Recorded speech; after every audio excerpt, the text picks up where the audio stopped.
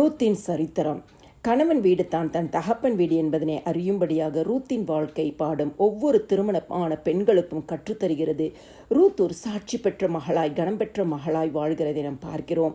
Bethlehem தேசத்தில் பஞ்சம் உண்டான நாட்களில் பெத்லெஹேம் ஊரானாகிய ஒரு மனுஷன் தன் மனைவியோடு 2 குமாரரோடு சஞ்சரித்து வந்தான். அவன் பெயர் எலிமெலேக்கு, மனைவியின் பெயர் நகோமி. 2 மகன்கள், மக்லோன், கிலியோன். இவர்கள் பஞ்சம் உண்டாத நிமித்தமாய் மோகாப் தேசத்திற்கு கடந்து வருகிறார்கள். அந்த மோகாப் தேசத்திலே தங்கிவிட்டார்கள். சில காலத்திற்கு பின்பு நகோமியின் புருஷனாகிய எலிமெலேக்கு இறந்து போனான். அப்பொழுது நகோமியின் வாழ்க்கை மிகவும் வேதனையான நாட்களாய் கடந்து போகிறது. ஆனாலும் தன் வாழ்க்கையின் கஷ்டத்தை பார்க்காமல் பிள்ளைகளின் எதிர்காலத்தை குறித்து அவள் ஒரு திட்டம் போட்டு அவளுடைய பிள்ளைகளுடைய ஆசீர்வாதத்திற்காக 2 மகன்களுக்கும் திருமணம் செய்து வைக்க வேண்டும் என்று நினைக்கிறாள். அப்பொழுது மோகாபியர் தேசத்திலேயே ரூத் என்ற மகளை மகளோனுக்கும் ஒர்பால் என்ற மகளை கிலியோனுக்கும் திருமணம் செய்து வைக்கிறார். மறுபடியும் நகோமியின் வாழ்க்கையில் புயல் வீச தொடங்குகிறது. 2 மகன்களும் இறந்து போகிறார்கள். விதவையான தாய், 2 இளம் விதவையான மருமகள்கள். நகோமி இந்த இடத்துல தன் தைரியத்தையும் தன்னுடைய விசுவாசத்தையும் விடவில்லை. தனிமையாக்கப்பட்ட ஒரு நிலைமை. இந்த நேரத்தில் நகோமி தன் மருமகளை 2 பேரையும் கூப்பிட்டு பேசுகிறார். என்ன சொல்கிறாள் என்று சொன்னால், நாம் மறுபடியும் பெத்லெஹேம் தேசத்திற்கே கடந்து போகலாம் என்று முடிவு செய்திருக்கிறேன். ஆதலால் நீங்கள் உங்கள் தாய் வீட்டுக்கு கடந்து போய் அங்கே நீங்கள் சுகமாய் வாழும்படியாய் நீங்கள் இருக்கணும்னு சொல்லி நான் ஆசைப்படுகிறேன். காரணம், உங்கள் இருவரையும் பார்க்கும் பொழுது எனக்கு மிகுந்த வசனமாய் இருக்கிறது என்று சொல்லி தன் 2 மருமகளிடம் பேசுகிறார். அந்த நகோமி ஒரு நல்ல மென்டராக இருந்திருக்க வேண்டும். காரணம், 2 மருமகளும் உடனே நாங்கள் போகிறோம் என்று சொல்லாமல் நகோமியை கட்டி அழுகிறார்கள். இந்த நகோமி யூத ஜனத்தை பற்றியும் அவர்கள் வழிமுறைகளை பற்றியும் ஆண்டவராகிய தேவனை பற்றியும் நிச்சயமாக கற்றுக் கொடுத்து இருப்பாள். ஆண்டவரை குறித்த விசுவாசத்தை கற்றுக் கொடுத்து இருப்பாள். ஆண்டவரை குறித்த பக்தி வைராக்கியத்தை கற்றுக் கொடுத்து இருப்பாள். அதனால் தான் 2 மருமகளும் மோகாபிய தேசம் எங்களுக்கு வேண்டாம் என்று சொல்லி நகோமியின் தேவனுக்கு பயந்து நடக்கிற மகள் என்பதை அறிந்து நாங்கள் உங்களுடனே வந்து விடுகிறோம் என்று சொல்லுகிறார்கள். இந்த வேளையில் நாம் ஒன்றை கற்றுக்கொள்ள வேண்டும், ஒன்றை பார்க்க வேண்டும். இந்த மோகாபியர் குணம் எப்படிப்பட்டது என்று சொன்னால், அவர்களுக்குள் பெருமை, மேட்டிமை, அகங்காரம், உக்கிரமும், மெத்த பெருமை, வீம்பு. ஏசாயா 16:6 நம்ம பார்க்கிறோம். ஆனால் இந்த ஒரு குணம் கூட இந்த 2 மருமகளிடம் காணப்பட்டதாக வேதத்தில் நம்ம பார்க்க முடியவில்லை. காரணம், நகோமியின் அன்பு இந்த சுவாபத்தை மாற்றி இருக்கிறது. தன் மாமியின் வார்த்தையின்படியே ஓர்பால் தன் மாமியை முத்தமிட்டு கடந்து போய்விட்டாள். ஆனால் ரூத்தோ தன் மாமியை விடாமல் பற்றி கொண்டாளாம். ரூத் சொல்கிறாள், நீர் போகும் இடத்திற்கு நானும் வருவேன், நீர் தங்கும் இடத்தில் நானும் தங்குவேன். உம்முடைய ஜனம் என்னுடைய ஜனம், உம்முடைய தேவன் என்னுடைய தேவன். நீர் மரணமடையும் இடத்தில் நானும் மரணமடைந்து அங்கே அடக்கம் பண்ணப்படுவேன். மரணமே அல்லாமல் வேறொன்றும் உம்மை விட்டு என்னை பிரித்தால் கர்த்தர் அதற்கு சரியாகவும் அதற்கு அதிகமாகவும் எனக்கு செய்ய வேண்டும் என்றால் இவளுடைய உறுதியை நகோமி காண்கிறார். அதற்கு மேல் நகோமி ஒன்றுமே சொல்லவில்லை. சங்கீதம் 45:10 சொல்கிறது, உன் ஜனத்தையும் உன் தகப்பன் வீட்டையும் மறந்துவிடு என்று. ரூத்திடம் கற்றுக்கொள்ள வேண்டிய ஒரு குணம், திருமணத்திற்கு பின்பு ஒவ்வொரு பெண்களும் தன் மாமனார், மாமியார், அத்தை, மாமனார் இவர்களை தாய் தகப்பனை போல நேசிக்க வேண்டும். தகப்பன் வீட்டை மறந்துவிடு என்றால் தகப்பனையும் தாயும் அந்த அன்பு, அதே அன்பு மாமியார் வீட்டிலும் காண்பிக்க வேண்டும் என்பதுதான் அர்த்தம். இன்னைக்கு அநேக குடும்பத்துல தாய் தகப்பனிடம் காண்பிக்கிற அன்பு மாமனார் மாமியாரத்தில் குறையப்படுகிறது நிமித்தம் தான் அநேக குடும்பத்துல பிரச்சனைகளை நாம் பார்க்கிறோம். இந்த ரூத்தை போல தாய் தகப்பனை நேசிக்கிறவளாய், தன் மாமியை நேசித்தவளாய் போல் இருக்கிறதுன்னு சொன்னால் இன்னைக்கு குடும்பத்துல பிரச்சனைகளை பார்க்க முடியாது. இவர்கள் இருவரும் அப்புறம் பெத்தேலுக்கு வருகிறார்கள். அந்த வரும் பொழுது வார் கோதுமை அறுப்பின் காலமாய் இருக்கிறது.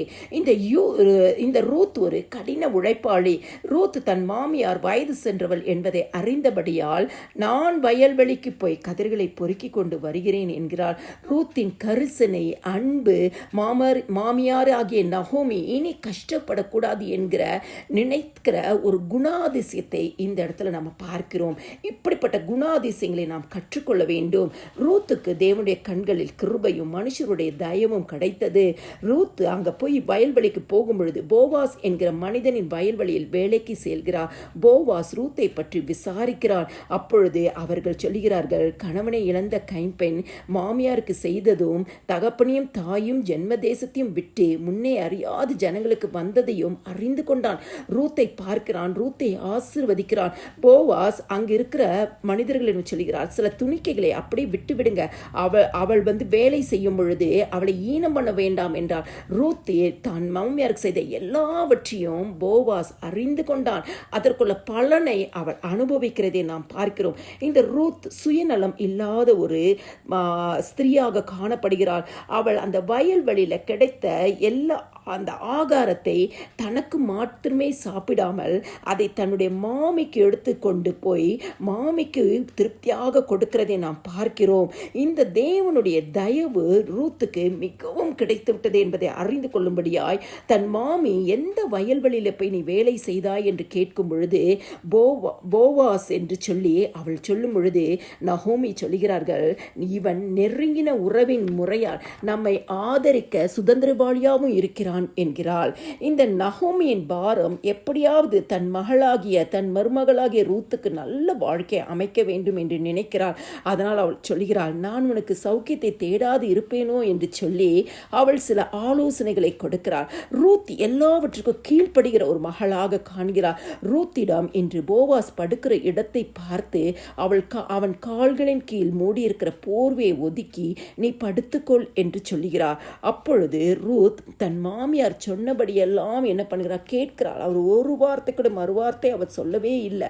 அப்போ அந்த இடத்துல அவர் போவாசுடைய அந்த காலின் கீழ் படுக்கும் பொழுது அந்த போவாஸ் திடுக்கிட்டு எழுந்து பார்க்கும் பொழுது அது ரூத் என்று அறிந்த உடனே அவன் ஒன்றும் சொல்லலாம். ரூத்தை பற்றி அவன் சாட்சி கொடுக்கிறான். நீ தரித்திரமும் ஐஸ்வர்யவானுமான வாலிபரின் பிறகே போகாமல் இருந்தாய்.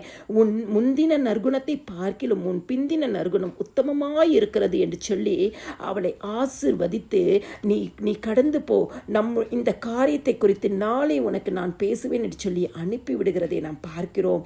இந்த வேளையிலும் ரூத் தன் மாமிட்ட சொல்லும் பொழுது மாமி சொல்கிறார், இந்த காரியத்தை குறித்து அவன் இன்றைக்கு இந்த காரியத்தை முடிக்கும் முன் இளைப்பாற மாட்டான், நாம் அமைதியாக இருப்போம் என்று சொல்கிறார். அப்பொழுது போவாஸ் எல்லாரிடத்திலும் போய் ரூத்தை குறித்து சொல்லுகிறான். ரூத்தை திருமணம் செய்ய அவன் விருப்பம் கொள்கிறதை சொல்கிறான். அவனுக்கு ஒரு உறவின் முறையாரில் ஒருத்தர் இருந்தார். அவர் எனக்கு ரூத் வேண்டான்னு சொல்லும்போது போவாஸ் என்ன பண்ணுகிறார், ரூத்தை மனம் முடிக்க விருப்பம் கொண்டு எல்லார் மத்தியிலும் ரூத்தை விவாகம் பண்ணுகிறார்.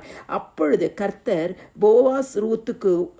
கர்த்தர் அங்க இருக்கிற எல்லா ஜனங்களின் வாயின் வழியாக சகல ஜனங்களும் மூப்பர்களும் என்ன பண்றாங்க, போவாஸ் ரூத்தை ஆசீர்வதிக்கிறார்கள். எப்படி ஆசீர்வதிக்கிறார்கள், ராகேல் லேயாள் போல வாழ்ந்திருக்க செய்வாராக என்று ஆசீர்வதிக்கிறார்களாம். கர்த்தர் போவாஸ் ரூத்துக்கு ஒரு ஆண் பிள்ளையை கொடுக்கிறார். கர்த்தர் நகோமியின் துக்கத்தை மாற்றி சந்தோஷத்தை கொடுக்கிறார். நகோமியின் வெறுமையின் நாட்கள் மறையும்படியாய் செய்கிறார். நகோமிக்கு இந்த இடத்துல அழகான ஒரு பேர குழந்தைய கையில கொடுக்கிறார். இந்த ரூத் ஒரு குணசாலியான பெண்ணாக இருந்த நிமித்தமாய் அவருடைய சட்டையின் கீழே வந்த அவளுக்கு ஆண்டவராகிய தேவன் நிறைவான பலனை கொடுத்ததை நாம் பார்க்கிறோம். இந்த வேளையில நாம் கற்றுக்கொள்ள வேண்டிய ஒரு விஷயம், ரூத்தை போல நாம் இருக்க வேண்டும். இந்த ரூத்துக்குள்ளாய் என்ன குணாதிசயங்கள் இருந்தது என்று சொன்னால், இவளுக்குள்ளாய் ஆவியின் கனிகளை நாம் பார்க்க முடியும். ஆவியின் கனிகள் வெளிப்பட்டதை பார்க்க முடியும். அன்பு காணப்பட்டது. அதனால தான் அவள் கடைசி வரைக்கும் தன் மாமியோடு நின்றாள். எல்லாமே இழந்து போன ஒரு சூழ்நிலை, தனிமையாக விடப்பட்ட சூழ்நிலை, எதிர்காலம் கேள்விக்குறி சூழ்நிலை. ஆனாலும் அந்த அன்பின் நிமித்தமாய் தன் மாமியோடு கடந்து வருகிறதை பார்க்கிறோம். சந்தோஷம் அவளுக்கு காணப்பட்டது. அவள் எந்த சூழ்நிலையும் கவலையாக இருந்தால் என்று சொல்லி வேதத்தில் நம்ம பார்க்கலாம். சமாதானம் காணப்பட்டது. அவள் யாரிடம் வாக்குவாதமோ சண்டையோ போடவில்லை. நீடிய பொறுமை அவளிடம் காணப்பட்டது. கர்த்தர் நிச்சயமாகவே என்னை ஆசீர்வதிப்பார் என்று அறிந்தவளாய் நீடிய பொறுமை உடையவளாய் இருந்தாள். அவளுக்கு தயவு காணப்பட்டது. காண்கிறவர்கள் கண்கள், தேவனுடைய கண்களில் கிருபையும் மனுஷருடைய தயமும் அவளுக்கு காணப்பட்டது. நற்குணம் காணப்பட்டது. போவாஸ் அவளுடைய நற்குணத்தை குறித்து சொல்கிறார். எதிர்காலம் கேள்விக்குறியா இருந்தது. ஆனால் அவள் விசுவாசத்தில் என்ன பண்ணாள், நிலைநிறுத்து இருந்தாளாம். சாந்தம் அவளுக்குள்ளாய் காணப்பட்டது. மாமியாருக்கு எந்த சூழ்நிலை ஒரு மறுமொழி கொடுக்கல, சாந்தத்தோடு கேட்டாள். இச்சை அடக்கம் இருந்தது. அவளுடைய வாழ்க்கையில் அவள் குணசாலி என்று அறிந்திருந்தாள். ஆவியின் கனிகளை வெளிப்படுத்தின ரூத்தை போல ஒவ்வொருடைய வாழ்க்கையும் இருக்க வேண்டும் என்று சொல்லி ஆண்டவராகிய இயேசு கிறிஸ்துவின் கிருபையை சார்ந்து நிற்போமாக. ஆமேன்.